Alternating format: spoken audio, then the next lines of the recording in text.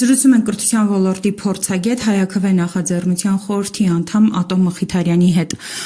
Պարոն Մխիթարյան, այս օրերի ընթացքում, երբ մեկնարկել է քարոզարշավը, մենք տեսնում ենք, թե այդ ընթացքում Նիկոլ Փաշինյանը որքան ակտիվ փորձում է Արցախի ուրացման գործընթացը, դրան զուգահեռ նաև մարդկանց հասարակությանը ակնարկում է ադրբեջանցիների գալու մասին, ասում, որ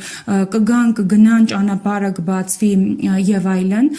եւ դրան զուգահեռ մենք նաև ահազանգեր ենք լսում այն մասին, որ դպրոցներում արգելվում է Արցախ բառի օգտագործումը, նույնիսկ արգելել են, որ դպրոցական հանդեսների ժամանակ երեխաները Արցախ բառը արտաբերեն, ինչպես նաև Արցախի մասին բանաստեղծություններ արտասանեն։ Եթե փորձենք հասկանալ այս իրականությունը ինչի մասին է եւ Նիկոլ Փաշինյանի տարած քարոզը ինչի մասին է։ Ամենից շատ բարձ է եւ շատ հասկանալի է եւ քանի որ ընտրությունների նախօրյակին ենք, մեր ժողովուրդն պիտի ամեն ինչ բարձ եւ հասկանալի իմանա եւ դրա համար մենք պետք է բացատրենք եւ դա հիմա անում ենք։ Ուրեմն Նիկոլ Փաշինյանը իր խմբակով ներկայացնում է Ադրբեջանի, Թուրքիայի շահերը Հայաստանում։ Եվ նույնիսկ այդ պահանջները նրանց կողմից ուղիղ չեն դրվում, բայց Փաշինյանը նրան սիրաշահելու համար այդպիսի քաղաքականություն է վարում։ Վերջին ամիս է իր պաշտոնավարման։ Գուցե մտածում է հետագայում նորից իշխանություն ունենա Ադրբեջանի եւ Թուրքիայի աջակցությամբ։ Իսկապես այդպիսի դեպքեր եւ ահազանգներ մենք ստանում ենք, որ Արցախ բառը ընդհանրապես արգելվում է, մարդիկ վախենում են այդ բառը օգտագործել։ Արցախցիները խտրական վերաբերմունքի են արժանանում Հայաստանում եւ ովքեր որ արժանացնում են նրանք գնահատվում են ներկայ իշխանությունների կողմից, որը ուղղակի անթույլատրելի է։ Անթույլատրելի է մեր համերաշխության առումով, մեր համախմբվածության առումով։ Եվ սա է, ժողովուրդի իր ընտրությունը արդեն պիտի անի, նա ուզում է Հայաստանում ունենալ Ադրբեջանի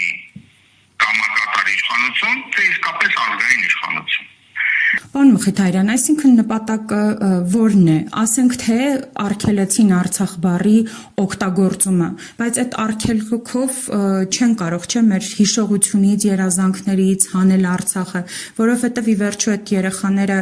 բացի այն, որ դպրոց են գնում, նաև իրենք տանը ունեն գիտակից ծնողներ, ովքեր վստահաբար Արցախի մասին եւ ոչ միայն իրենց կասեն ճիշտ տեղեկատվություն են։ Որն է էլի նպատակը, ինչ են ուզում անել։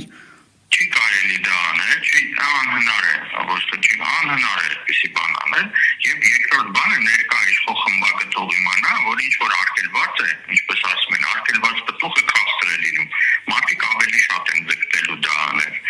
եւ Արցախի մասին բանաստեղծություններ գրել, երգեր գրել եւ վստահ լինել, որ հայը վերադառնալու է Արցախ եւ այնտեղ զարգանալու է, բարգավաճելու է, զարգանալու է, առաջ գնալու, կրթությունը իրականացնելու, վերականգնելու է իր տունը եւ այլն։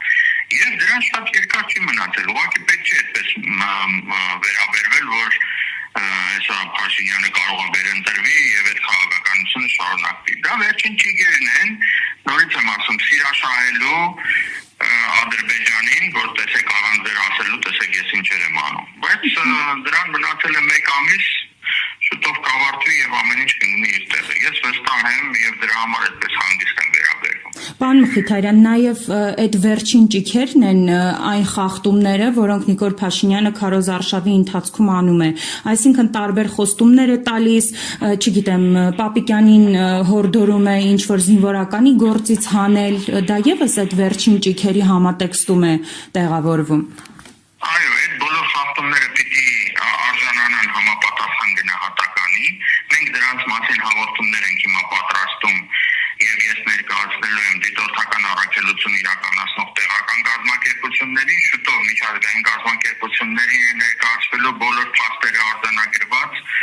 տեսանյութերով, հիմնավորումներով եւ այլն, եւ մտածում ենք, որ նրանց կողմից եւս պատշաճ արձագանք պիտի լինի այդ ամեն ինչին, իսկ դա վերջին հաշվով պիտի անդրադառնա նաեւ քաղաքացիական պայմանագիր կուսակցության վարկանիշի վրա, եթե մինչև այդ որոշակի գործ չհարուցվի այդ խախտումների հետ կապված, որովհետեւ դրանք ազատ կամքի արտահայտմանը իսկապես խոչընդոտեն եւ դա պիտի նորից եմ ասում համապատասխան քրեաիրավական գնահատականի արժանանա ներկա դատական համակարգի կողմից։ Բայց ոչ այս իշխանությունների օրոք ըստ էության։ Դες իշխանությունները այո ցույց են տվել, որ ընդհակառակը հովանավորում են նման բաները։ Ես վստահ եմ, որ իշխանության փոփոխությունից հետո այն մարդիկ, որոնք դրանց ընդհանուր չեն տալիս հիմա, որովհետև մենք տասնյակ հաղորդումներ ենք ներկայացնում, որոնց ընթացք չի տրվում։ Բայց ոչինչ, մենք համբերատար ենք, այդ ամեն ինչը հետ է վերադառնալու եւ այն մարդիկ, որոնք ընթացք չեն տալիս այդ մեր հաղորդումներին, նրանք եւս պատժվելու են, որովհետեւ դա եւս օրենսդրության խախտում է։ Շնորհակալ եմ մեկնաբանության համար։